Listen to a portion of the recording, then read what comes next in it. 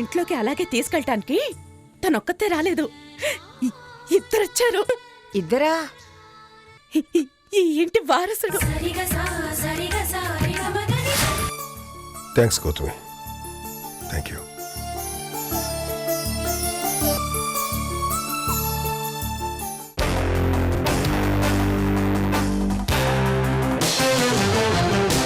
శిఖరం శిఖరం శిఖరం శిఖరం శిఖరం శిఖరం శిఖరం శిఖరం.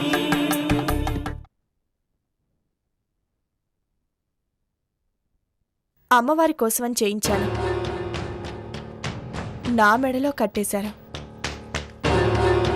పోనీ ఎవరికైనా ఇద్దామా అంటే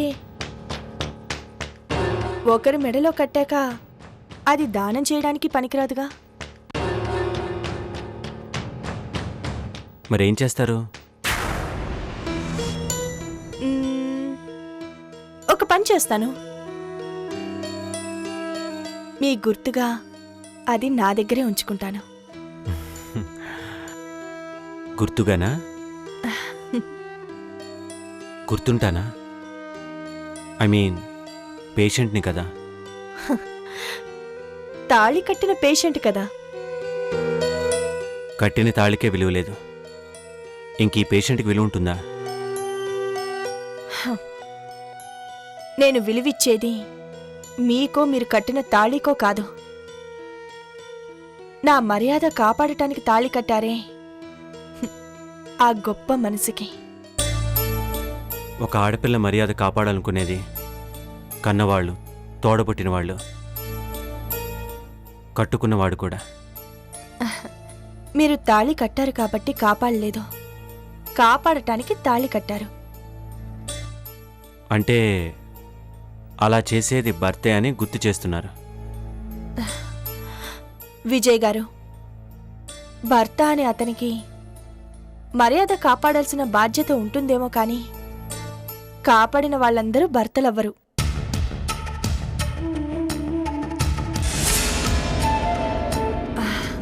ఏంటి సార్, బాగా డిస్టర్బ్ అయినట్టున్నారు? తప్పండి, 100 పొరపాట్లు చేస్తాం, కానీ అది పొరపాటని తెలిసాక ఆ పొరపాటుని పొడిగించకూడదు. యాక్సిడెంటల్గా జరిగిన దాన్ని మీరు కంటిన్యూ చేస్తున్నట్లున్నారే.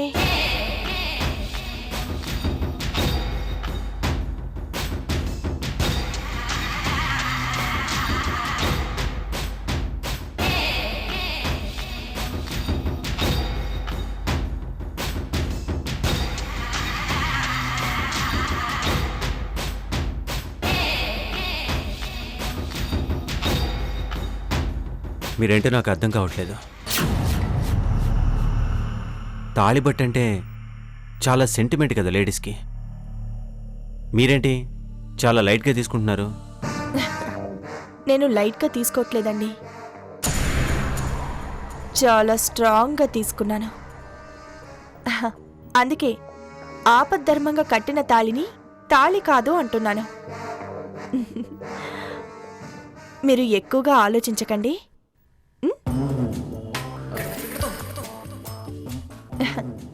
ఏంటలా చూస్తున్నారు? ఒక పని చేయండి,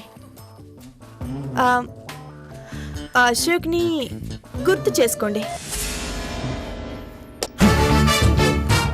పగ గుర్తుకొస్తే ప్రేమ అదే పక్కకెళ్తుంది. ప్రేమని గుర్తు చేసుకుంటుంటే పగే పక్కకెళ్తుంది. వేటి కోసం ఆ పక్కకి జరిగిపోయే పగ కాదు నాది. వేటాడి వెంటాడి చంపేదాకా అది ఎక్కడికి పోదు. చూసారా, పగ గుర్తు రాగానే మొహంలో ఎక్స్ప్రెషన్ మారిపోయింది. ఇదే కంటిన్యూ చేయండి. రండి.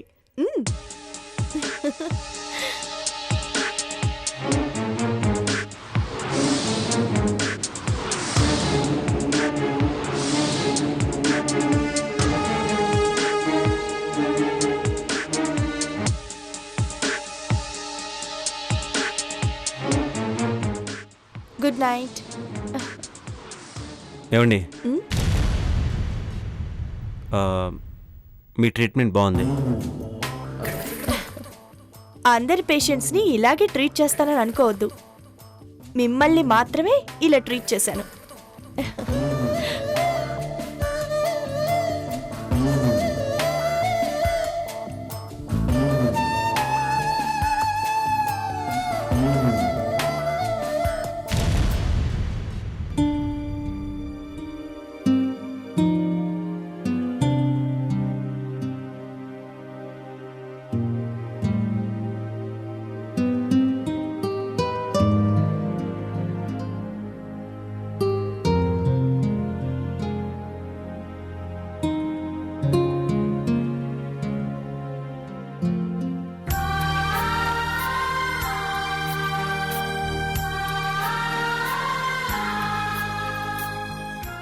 నాన్న అవడంలో ఇంత ఆనందం ఉందని ఇప్పుడే తెలిసింది గౌతమి.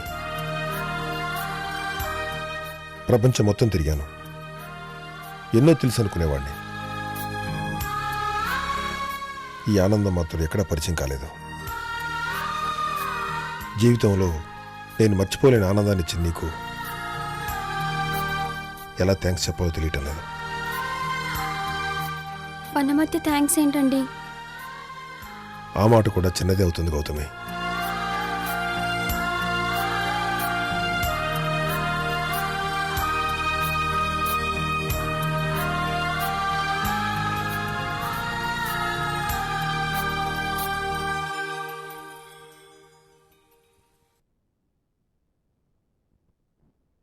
అమ్మా,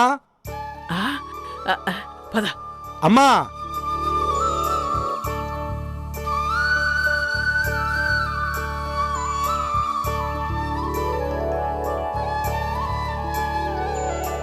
ఏమిట్రా ఏమిట్రా రామయ్య అర్ధరాత్రిగాడ కేకలు? అమ్మా, ఆ, మన గౌతమి తల్లి కాపోతుందమ్మా.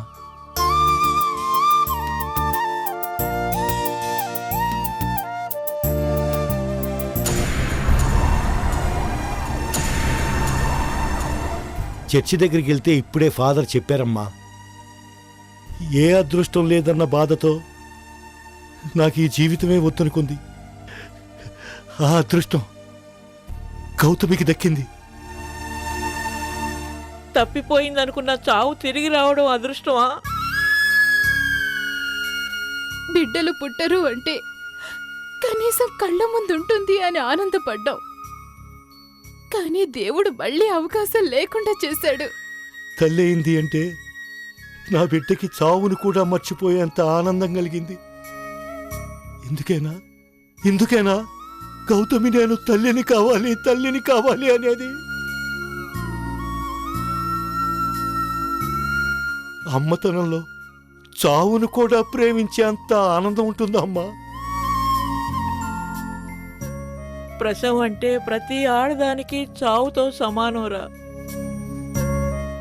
అయినా తల్లి కావాలని ప్రతి ఆడది కోరుకునేది ఆ బాధలో ఉన్న ఆనందం కోసమేరా. గౌతమి తల్లి అవుతుంది, ఇది ఆ ఇంటికి ఆనందమే. కానీ మనకి విషాదం కదమ్మా. అయినా ఏం చేస్తాం, అది చావుకి ఎదురెళ్తానని పట్టుబడితే కాదనలేకపోయాను. ఇప్పుడు చావు వాకిడి దాకా వచ్చేసింది. బిడ్డ పుట్టే వరకు వాకిట్లోనే కాసుకొని కూర్చుంటుందిరా. ఏం చేయమంటావమ్మా? ఏది నేను అనుకున్నట్టు జరగటం లేదు. తండ్రిగా నేను ఎప్పుడో ఓడిపోయానమ్మా. ఒరే రామయ్య, ఎలాగో పరిస్థితి మన చెయ్యి దాటిపోయింది. అది బతుకున్నంత వరకైనా దాన్ని మన కళ్ళ ముందే ఉంచుకుందాంరా. ఆ ఇంటి కోడల్ని ఈ ఇంటికి రమ్మని ఎలా పిలవమంటావమ్మా? బిడ్డ కావాలి అని తప్పించే ఆ కుటుంబం గౌతమి తల్లి అయింది అని తెలిసాక మన ఇంటికి పంపిస్తారా? ఇలా జరుగుతుందని తెలియక అటు అల్లుడు గారితోటి వాళ్ళ అమ్మగారితోటి తప్పుగా ప్రవర్తించాను. ఏ ముఖం పెట్టుకుని వెళ్ళి అడగమంటావమ్మా? అంటే 4 మాటలు అంటారు అంతేగా. దాన్ని కళ్ళారా చూసుకుని చివరి అవకాశం ఇదే నాన్న. ఇప్పుడు కూడా తీసుకురాలేకపోతే ఇంకెప్పటికీ తీసుకురాలేం. ఒరే రామయ్య, తొలి కాన్పు పుట్టింట్లోనే చేయాలని ఆచారోరా. ఒరే, ఆ మాటే చెప్పి తీసుకురారా. వాళ్ళు ఎలాగో కాదనిలేర్రా. కళ్ళ ముందు దాన్ని పెట్టుకొని దాని చావు కోసం ఎదురు చూస్తూ కూర్చోమంటావా అమ్మా?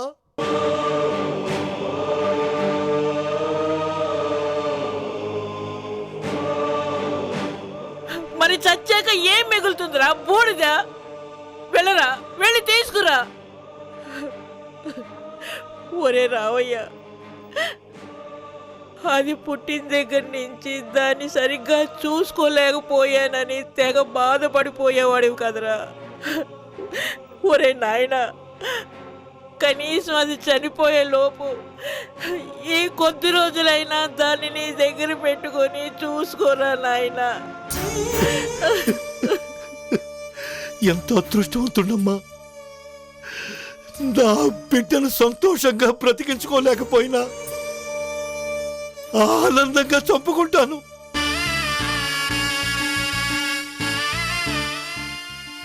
ఆ అదృష్టాన్నైనా నాకు ఇస్తారో లేదో చూస్తాను. ఉదయాన్నే వెళ్ళి ఎలాగోలా పంపించమని బ్రతిమలాడుకుంటాను.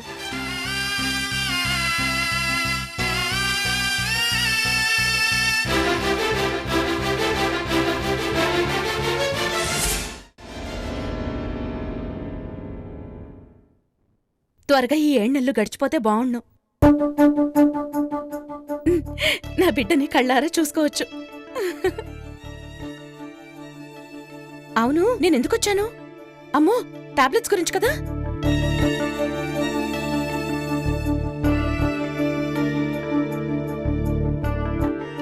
చూడండి అనసూయ గారు, కొంచెం మమ్మల్ని కూడా పట్టించుకోండి.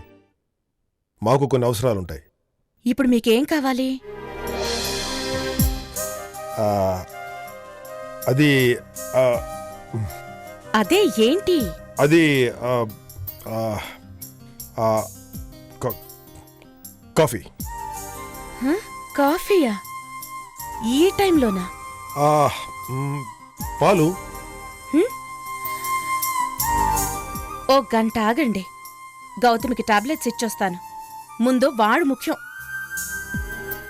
ఏమండో అనసూయ గారు, గౌతమి తల్లి అయితే మీరే తల్లినంత ఆనందపడుతున్నారు.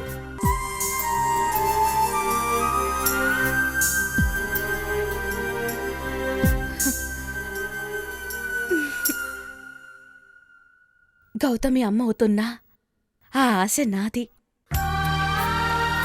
నా ఆశని దాని కడుపును మోస్తోంది అంతే.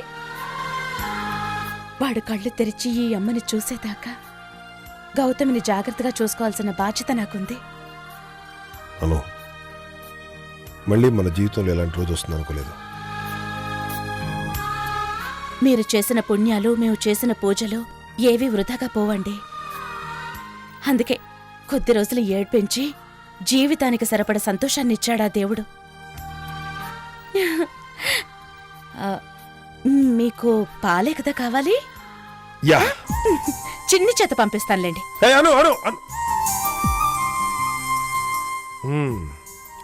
ఆ మాత్రం మేము కిందకెళ్ళి తాగలేమేంటి? చిన్నిని పంపిస్తాండి, చిన్నిని.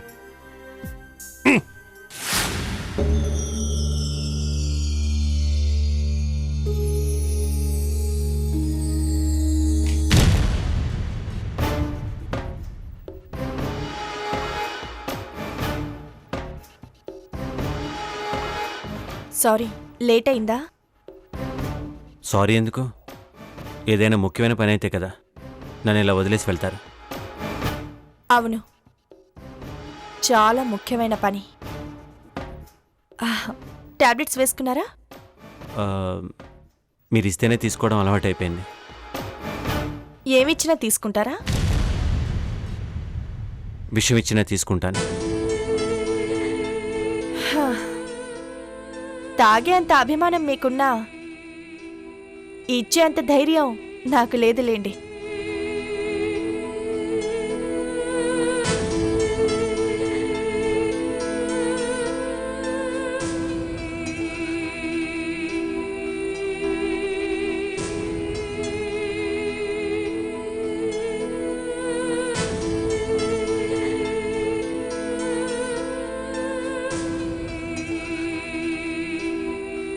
ఏంటి అలా ఉన్నారు? ఆ, ఏం లేదు. ఏం లేనప్పుడు మీ మొహం అలా ఉండదే? నా గురించి ఎందుకులేండి. వనజ గారు,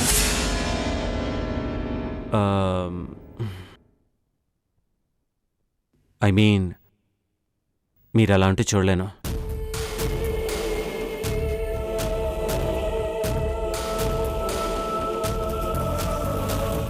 నేనిలా ఉండకూడదంటే పెళ్లి చేసుకుంటారా?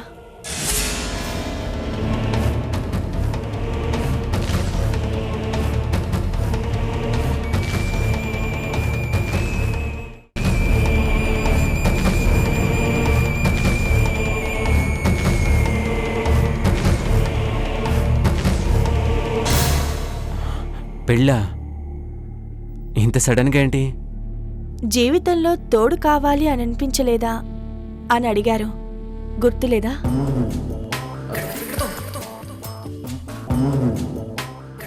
ఇప్పుడు అనిపిస్తోంది. తోడుంటారా?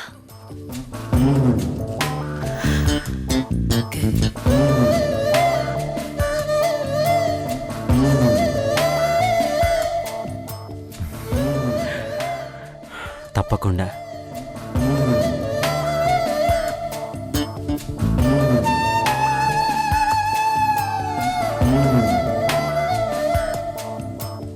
అయితే పెళ్లి రేపే జరగాలి.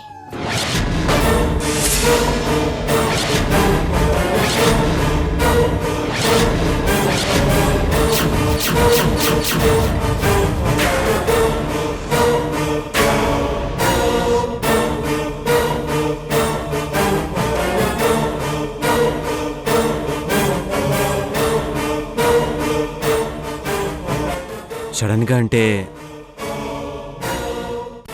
అంత అవసరం ఉంది. మా ఇంటికి వెళ్దాం. మా అన్నయ్యని పరిచయం చేస్తాను, మా అమ్మని పరిచయం చేస్తాను. వాళ్లే దగ్గరుండి మన పెళ్లి చేస్తారు. వాళ్ళకి నచ్చిన పనులు ఎన్నో చేశాను. నీలాంటి మంచి వ్యక్తి నా జీవితంలోకి వచ్చే విషయాన్నైనా వాళ్ళకి చెప్పి చేస్తాను.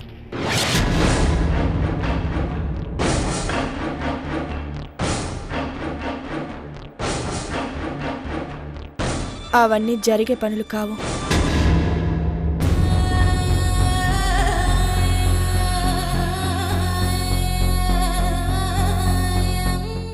అలా ఎందుకు అనుకుంటున్నావు? అనాథని. నాకంటూ ఎవరూ లేరు. ఒంటరి ఆడపిల్ల అంటే చాలామంది అభిప్రాయం ఒకేలా ఉంటుంది. పైగా సైక్రియాట్రిస్ట్ అసిస్టెంట్గా ఆ అశోక్ విషయంలో ఇన్వాల్వ్ అయి ఉన్నాను. మీ వాళ్ళు ఒప్పుకుంటారని నాకు నమ్మకం లేదు.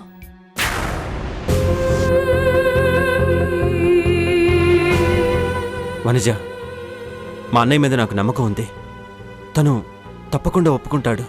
పెళ్లి చేసుకోకుండా వెళ్తే ఒప్పుకునే మీ అన్నయ్య పెళ్లి చేసుకుని వెళ్ళినా ఒప్పుకుంటారుగా. చూడండి, ఎన్నోసార్లు మీరు ఇండైరెక్ట్గా అడిగారు. నా మనసుకి అప్పుడు కావాలి అనిపించలేదు. అనిపించిందేమో, కానీ నాకు తెలియలేదు.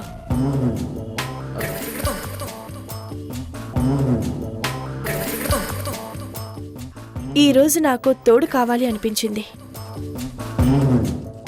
అది మీరైతే బాగుంటుందనిపించింది. లేట్ అయితే పరిస్థితులు మారొచ్చు, లేదా నా మనసే మారొచ్చు.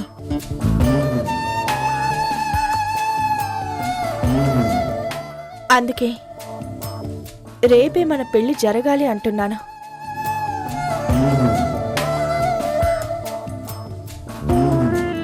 నిజంగా మీ అన్నయ్య మీద మీ వాళ్ళ మీద నమ్మకం ఉంటే వాళ్ళ ముందు కాదు, రేపు నా మెడలో తాళి కట్టి వాళ్ళ ముందుకు తీసుకుని వెళ్ళండి.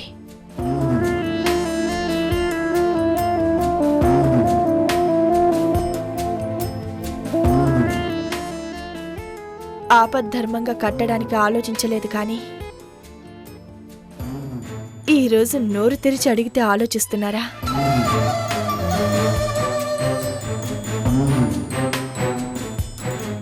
సరేలేండి, మీ వాళ్ళ మీద మీకే నమ్మకం లేనప్పుడు పరాయి దాన్ని నేనెలా నమ్మగలను?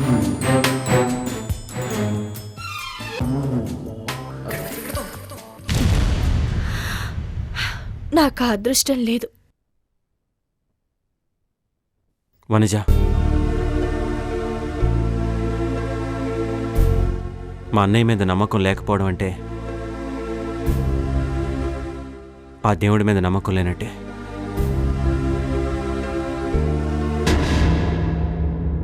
రేపే మన పెళ్లి జరుగుతుంది.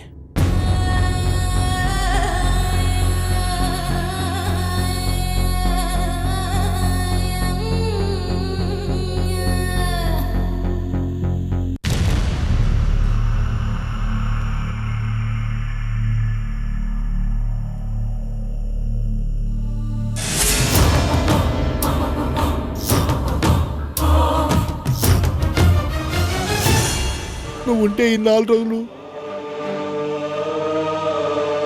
మా కళ్ళ ముందు ఉంచుకుందామని ఆశపడ్డాం. నా కళ్ళు మూత పడిపోయే క్షణం నా బిడ్డ కళ్ళు తెరుస్తాడు అంటే నేననేగా